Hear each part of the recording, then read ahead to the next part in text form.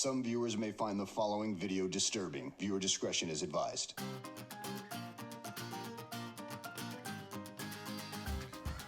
Hey, welcome back to the channel.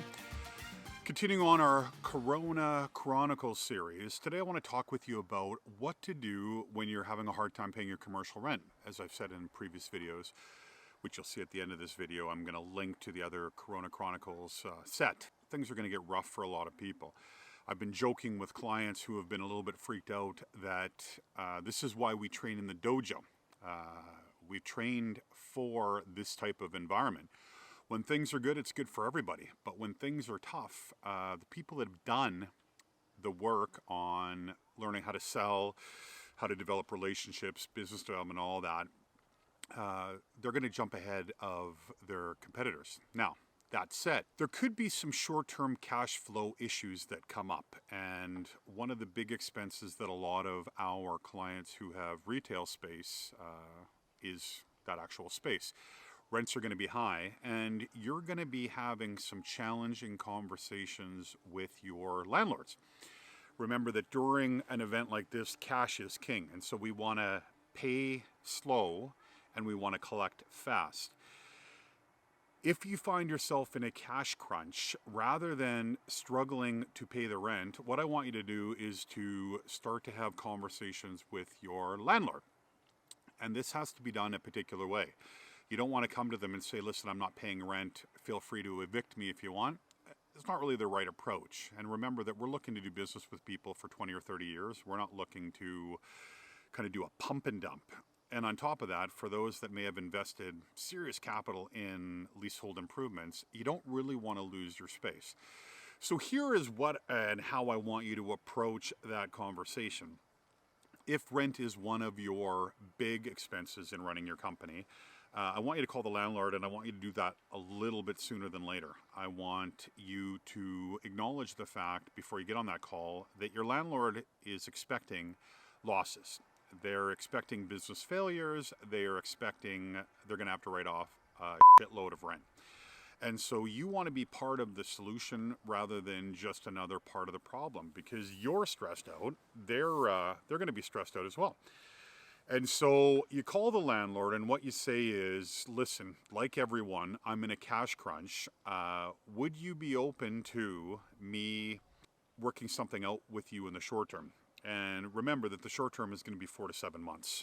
It's not going to be a couple of weeks. And so this economy is not going to bump. And the longer that we go through the corona issue, the more likely we are to run into a debt crisis, which is just going to be the second punch that's coming. And so why it's really important for us to kind of gladiator up and get after it. But you say to the landlord, I'm in a bit of a cash crunch, and that's not going to probably fix itself in the short term. Is there something that we can work out, some type of relief? Now, your landlord could be an asshole and say, no, there isn't anything that we can work out. Pay your on the first, or I'm going to evict you. Now, chances of them evicting you, relatively low. I mean, if they have to go to the courts and stuff, the courts don't give a that right now. Most of the courts are shut down. So you've bought yourself a little bit of time, but truth be told, if you're not able to operate, where a lot of companies have actually been closed by their local government, you're not allowed to operate, you don't really give a about the space in the short term. Medium term you care because you've done leasehold improvements, your stuff is in there, you don't want the landlord to seize anything. But if they're an asshole, what I would say is you probably want to go get the stuff out that you're not going to be able to afford to replace, and then wait. Assuming that they are open to the conversation, what I'm going to suggest you offer first is, what if I paid the utilities, right? So I pay the power bill, like I'm going to continue to pay that stuff, maybe even some of the triple net aside from janitorial, because janitorial you don't really need. But look to see if you can offer, or you can be offered some type of relief by the landlord. Maybe you split some of their overhead in holding the space. I would doubt that most of your landlords, it costs them more to have the space than they're charging you. So there's probably some way that you could shoulder a little bit of that. And then, of course, what you owe would either be forgiven in a perfect case scenario, probably unlikely, or it could just get tacked on once things go back, back to normal. Instead of you paying $1,200 a month in rent, maybe you're paying $1,500 to make up for the months that you missed, or working out some type of deal like that. But be open to having the conversation and check to see the willingness of your landlord. Now, if they tell you to off and pay your rent, I think what will happen is after a month of not getting rent and enough people not paying rent, the landlord is going to be open to trying to recover something.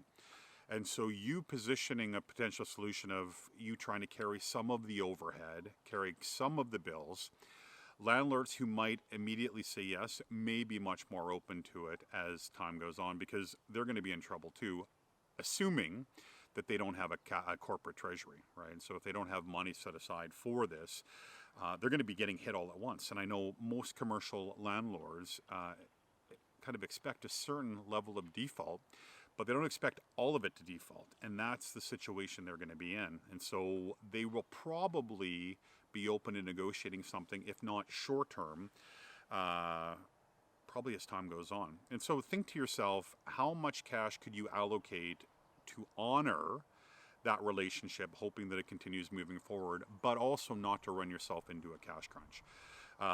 Let's say that you don't pay the rent, or let's say that you can't.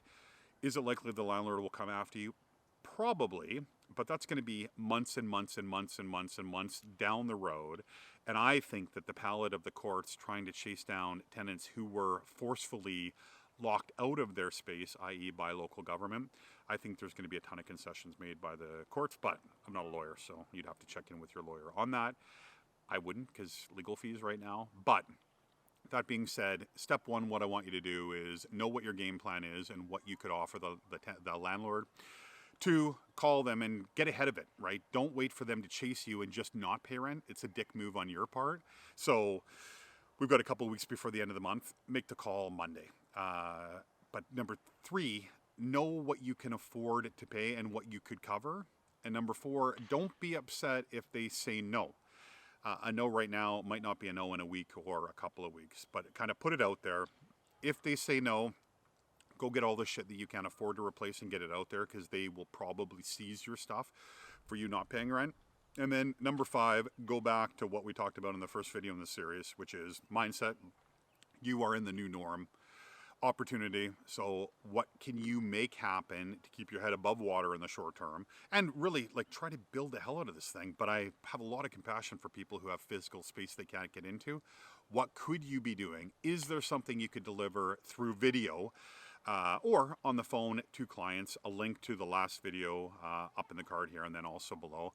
And then once you know what the opportunity could be, come up with a tactical plan. And so implement that plan. This is a new norm. This is not going to be a couple weeks. It could be through the end of summer. It could be in the fall. 2020 could effectively be a write-off in regards to how we've done business.